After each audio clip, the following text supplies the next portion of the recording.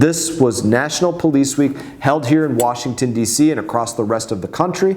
And while I've long said that every week should be National Police Week, this was a special opportunity to honor our brave men, our brave women in blue, our sheriff's deputies, our officers, day or night, police officers, answer the call to protect our communities. Hey everybody, I hope you're doing great. As always, I'm here with an update on what has happened in Washington, D.C. this week. So let's get started with all of it. We have a number of issues. First up, the Department of Veterans Affairs. America, the greatest country in the world, hands down. Our people are generous, creative, but unfortunately, the Department of Veterans Affairs is not always that way. Veterans from across our district have been calling my office to complain that the VA is cutting off access to their longtime mental health providers. And what I'm talking about are mental health providers that they had been authorized to go and see outside of the VA hospital. The VA is now telling them, you have to stop seeing the person that you're comfortable with, and you have to go to who the VA is going to tell you to. For years, the VA has allowed for veterans to receive this outside care because of the inability to retain adequate mental health professionals inside of the hospital. This flexibility, it allowed veterans to escape the VA's poor experience of needing that care, of last-minute cancellations, high turnover rates, doctors that you're only going to see once and not get to see again. Obviously, if you're dealing with this, you might want to talk to the same person more than just one time, and then instead of having to get to know another one and another one and another one. And now veterans are being told that they have to return to that system because the VA will no longer cover referrals to outside mental health providers. And as of January, our team has been contacted by over 70 veterans, relatives, and mental health providers about this matter. This is unacceptable. I've long said that our government is duty-bound to do no harm. Yet, the VA is forcing veterans to relive events and situations that have left them with deep wounds by cutting off access to existing doctors. And this is not a risk that we can afford to take. I'm demanding answers from the VA as to why this is happening. Obviously, I have my own opinions. Our government should ensure that veterans get the care that they have earned, the care that they deserve. Until it does, as you know, I will do everything in my power to make life difficult for the bureaucrats at the VA that get in the way of that. I also want to speak about the Army Corps of Engineers. This week, the House Transportation and Infrastructure Committee held a hearing to examine the federal response to the collapse of the Francis Scott Key Bridge in Maryland. Now, unfortunately, this hearing, for me, it raised more questions than it answered. This was a private bridge. Let's all remember that. This was a private bridge that was owned and operated by the state of Maryland. It was not operated by the federal government, the federal highway system. It was not the federal government and the Treasury and the U.S. taxpayer that was getting the tolls and the toll dollars that were coming from that bridge. Yet the response and cleanup is being federalized. And we might want to ask, why is that taking place?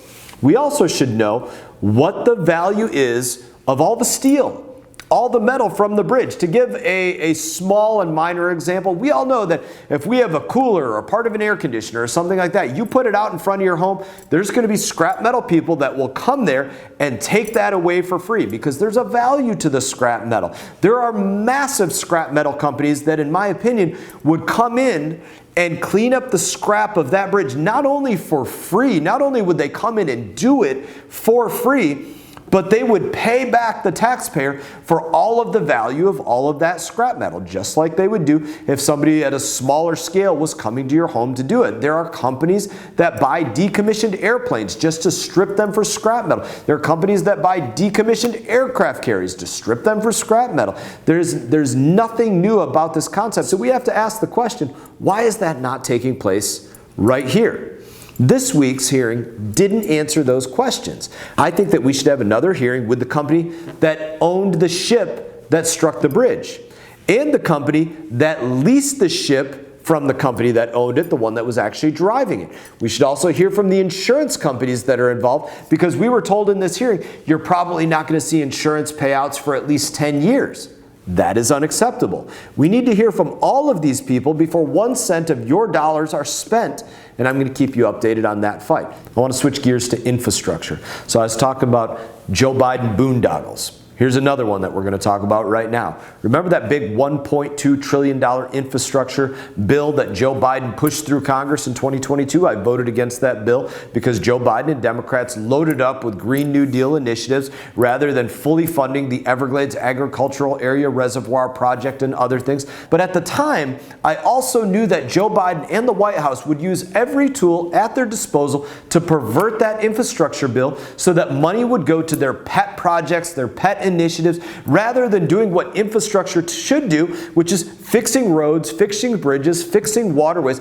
And that's exactly what's happened. And now, in December, Joe Biden used his executive authority to ensure that big labor, this is where we get back to unions again, gets a cut of the largest and most expensive construction projects. And here's how they did it. A few months ago, Biden issued an executive order mandating that any construction project in which the federal government invests $35 million or more, it needs to be governed by a project labor agreement. Now, what does that mean? It's a pretty innocuous sounding way of saying any federal construction project costing more than $35 million has to employ unionized workers. That's what it's literally saying. This is nothing more than an election year giveaway to blue states at the expense of red states like Florida, which have right to work laws. Now, right to work laws, these are laws that say if you want to work for a certain company, great. Work for that company. If you want to be part of a union, great. Be a part of that union. But you cannot be forced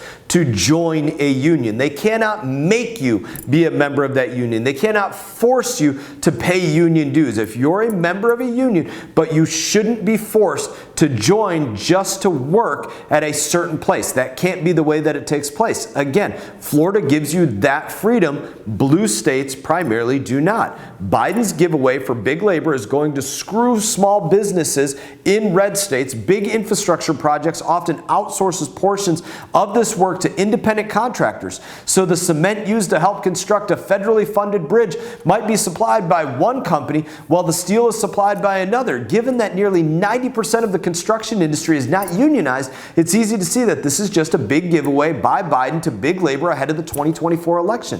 Now, I'm committed to exposing how this White House is playing politics with your dollars. I want to switch gears one more time. We're going to talk a little bit about Israel and what's going on there this week. Joe Biden has put America last and broken promises to our allies. And as a result, the world is a worse place than it was 4 years ago because of the conduct of Biden and his White House flunkies. For proof, one only has to look at the special relationship between the United States and Israel.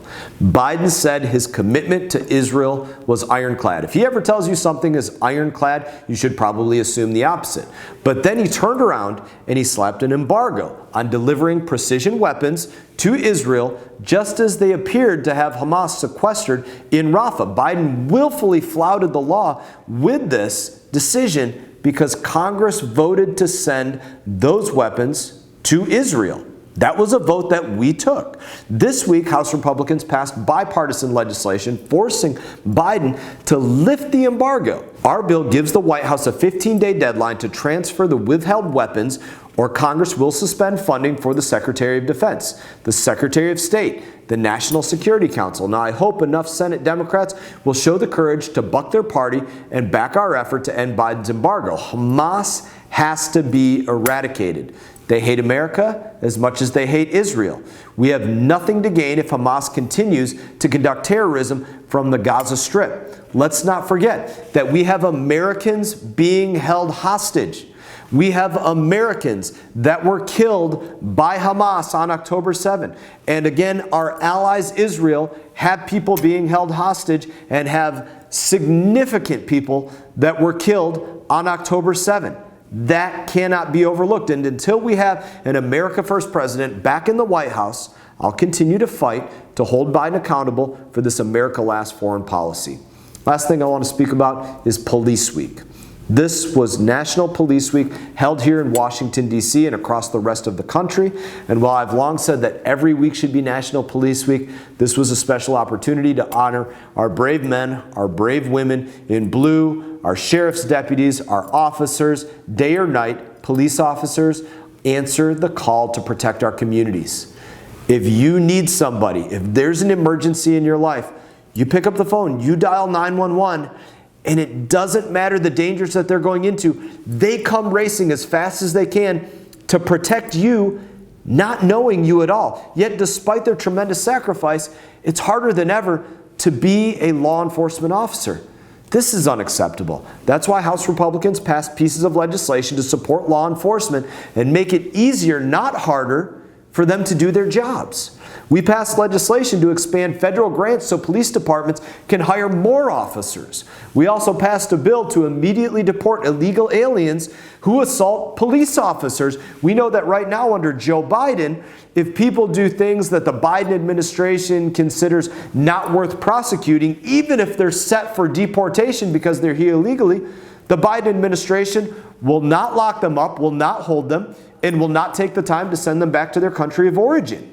That is unacceptable. I also introduced legislation to honor one of the Treasure Coast's own fallen heroes, Florida Highway Patrol Trooper Zachary Fink, a son of St. Lucie County. Trooper Fink, he had a desire from an early age to help people, and that's what led him to a career in law enforcement. Now, I always tell people I didn't know him well, but he and I had met several times. We knew each other, and it made me recognize when we lost him and when I was thinking about him, that he was willing to lay his life on the line to protect me and every other member of our community.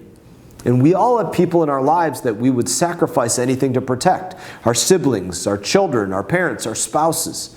There's not very many people in this world that would lay down their lives for people that they barely know. But law enforcement officers like Trooper Fink, they do that every day. And they don't just do it once a day. They do it time and time and time again every day. And I've introduced legislation to name the U.S. Post Office building at 290 Northwest Peacock Boulevard in Port St. Lucie after Trooper Zachary Fink. And I've said this before, we cannot repay his sacrifice, but we can make sure that we always remember his sacrifice. In that, as always, it is an honor to serve you. I hope that you all have a great weekend. I look forward to seeing you all around town. And you all take care. Hey everyone, thank you for watching this video. If you enjoyed the video, please click like and subscribe. I will be back on YouTube with more exclusive content, so stay tuned.